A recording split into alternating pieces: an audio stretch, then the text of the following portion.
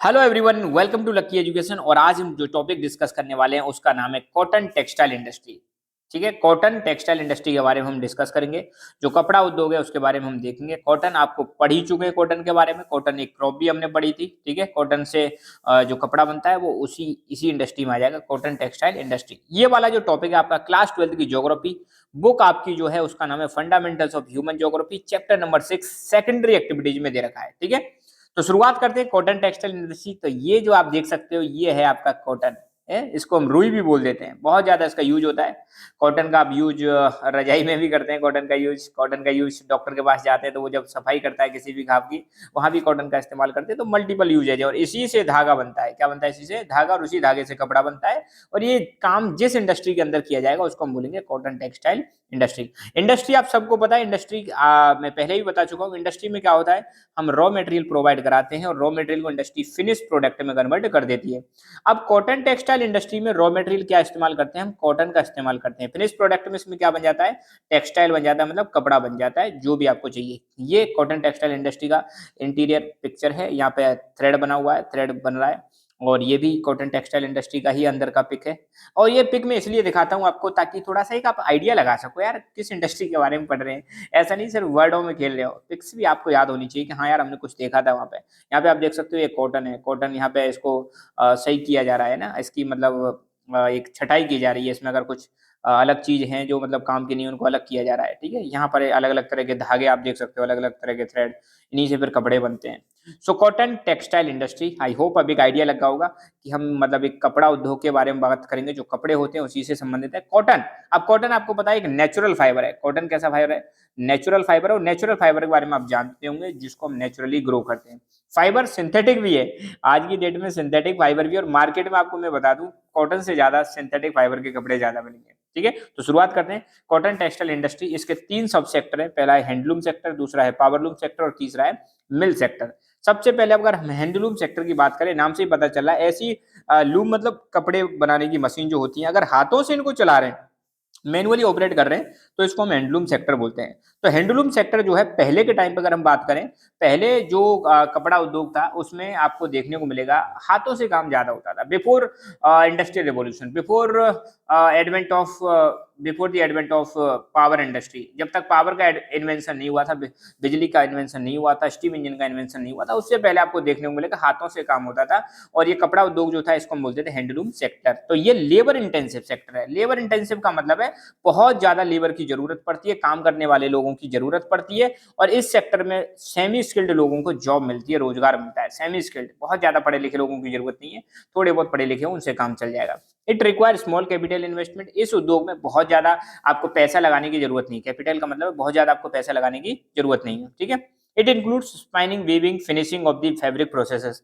इसमें ये सारे काम आते हैं। स्पाइनिंग भी होती है, वीविंग भी होती है, फिनिशिंग भी होती है ना कपड़े की। दूसरा है पावरलूम सेक्टर। पावरलूम मतलब बिजली से जो मशीनें चलती हैं, पावर से जो मशीनें चलती हैं कपड़ा बनाने वाली, उसको हम पावरलूम सेक्टर बोलेंगे। ये लेस लेबर इंटेंसिव है। यहाँ पर लेबर की कम ज्यादा जरूरत पड़ती है क्योंकि यहाँ पे मशीन ज्यादा यूज हो रही है।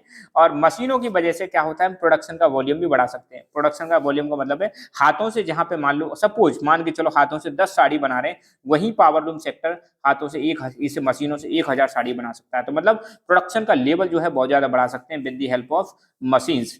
ये हाईली कैपिटल इंटेंसिव है। हाईली कैपिटल इंटेंसिव का मतलब क्या है? जब यार आप मशीनों का इस्तेमाल करोगे तो मशीन फ्री में तो आएंगे नहीं। तो मशीनें जो होती है बहुत ज्यादा कॉस्टली होती है, इसलिए पैसा यहाँ पे ज्यादा लगता है। तो कैपिटल इंटेंसिव है। It require good amount of raw cotton.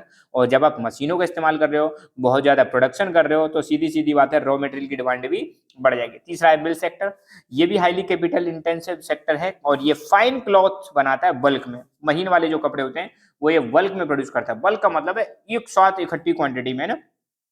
It this industry require huge amount of cotton as raw material. जब यार आप बल्क में कोई चीज प्रोड्यूस कर रहे हो, बल्क में मतलब बहुत ज्यादा मात्रा में प्रोड्यूस कर रहे हो, तो रॉ मटेरियल भी बहुत ज्यादा मात्रा में चाहिए ना। जब इंडस्ट्री का आउटपुट ज्यादा है, आउटपुट बल्क में, तो यार आउटपुट बल्क में कब होगा? तब आप जब आप रॉ मटेरियल धुआंधार दे रहे हो, फिर तभी जाके मतलब बल्क में प्रोड्यूस कर पाओगे। अब हम थोड़ा डिस्ट्रीब्यूशन देखेंगे किसका, कॉटन टेक्सटाइल इंडस्ट्री कहाँ कहाँ पर डिस्ट्रीब्यूटेड है through out the world. World का मैप मैंने यहाँ पे लगा रखा है, तो आपको बिल्कुल चिंता नहीं करनी है। तो India, China, USA, Pakistan, Uzbekistan, Egypt, 5 देश मैंने बताए।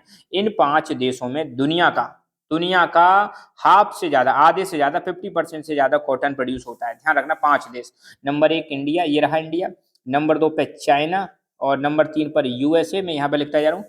नंबर 4 पर पाकिस्तान, अब इंडिया के ऊपर पाकिस्तान है, लिखूंगा तो वो पूरा आ जाएगा, है ना। इंडिया के जस्ट ऊपर आपको बताइए। और फिर उज्बेकिस्तान, देखो यहाँ पे आपका है रशिया, रशिया के नीचे है कजाकिस्तान, तो ये रहा कजाकिस्तान, ऊपर रशिया, और कजाकिस्तान के जस्ट नीचे ये वाली जो लाइन है ना, ये है आपका उज्बेकिस्तान, ठीक है। और इजिप्ट, इजिप्ट कहाँ है, ये वाला जो जगह है, ये वाला इजिप्ट हो जाएगा, ठीक है। यहाँ पे जो मैंने बताया ना, ये एक लिखा हुआ है, ये इजिप्ट है। इन इन देशों में, इन 5-6 देशों में आपको देखने को मिलेगा दुनिया का 50% से ज्यादा कॉटन प्रोड्यूस होता है ना। यूके, यूके कहाँ है, ये वाला जो एरिया है इसको हम यूके बोलते हैं।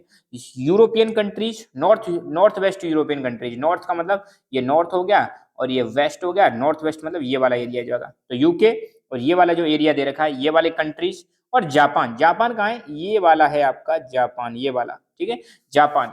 यहाँ पर आपको देखने को मिलेगा इंपोर्टेड यार्न से कॉटन टेक्सटाइल किया जाता है, मतलब बाहर से, मतलब यार्न मंगाते हैं तब जाके कपड़ा बनाते हैं। यूरोप अकेला आधे से ज्यादा कॉटन का इंपोर्ट करता है, आधे से ज्यादा, ठीक है, ये डिस्ट्रीब्यूशन हो गया। अब कॉटन टेक्सटाइल इंडस्ट्री में कुछ प्रॉब्लम्स हैं, क्या क्या प्रॉब्लम्स हैं, प्रॉब्लम्स भी देख लेते हैं भैया। पहली बात तो कॉटन टेक्सटाइल इंडस्ट्री को जबरदस्त स्टिफ का मतलब एक कड़ा कंपटीशन देखने को मिल रहा है, किसकी वजह से, सिंथेटिक फाइबर। आज की डेट में आपको पता है फैक्ट्री मेड फाइबर आ गए, इंडस्ट्री में मैन मेड फाइबर आ गए, जिनको हम सिंथेटिक फाइबर बोलते हैं, केमिकल से जो बनाए जाते हैं with the help of chemicals, ऐसे फाइबर आ गए। और ये जो फाइबर है सिंथेटिक फाइबर, ये बहुत ज्यादा सस्ते होते हैं, चीप होते हैं, बहुत ज्यादा इनका लुक भी अच्छा होता है, बहुत ज्यादा हल्के होते हैं, फाइन होते हैं, क्वालिटी बहुत इनकी अच्छी होती है।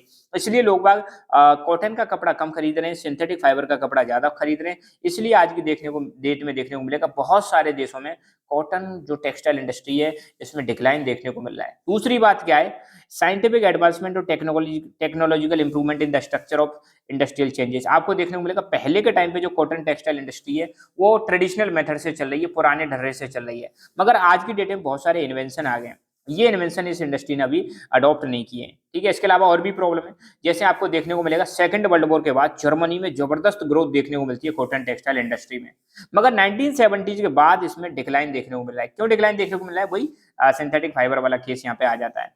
अब जो है कॉटन टेक्सटाइल इंडस्ट्री है लेस डेवलप्ड कंट्रीज की तरफ शिफ्ट कर गई है, अब ये ज्यादा डेवलप्ड कंट्री में नहीं है, लेस डेवलप्ड की तरफ चली गई है, ठीक है। तो यहाँ पर ये हमारा पूरा टॉपिक खत्म होता है। आई होप आपको समझ में आया होगा। और खास बात, आपको लकी एजुकेशन अगर अब तक आपने सब्सक्राइब नहीं किया तो please subscribe it now, subscribe करो यार, और खुश रहो, मुस्कुराते रहो। God bless you.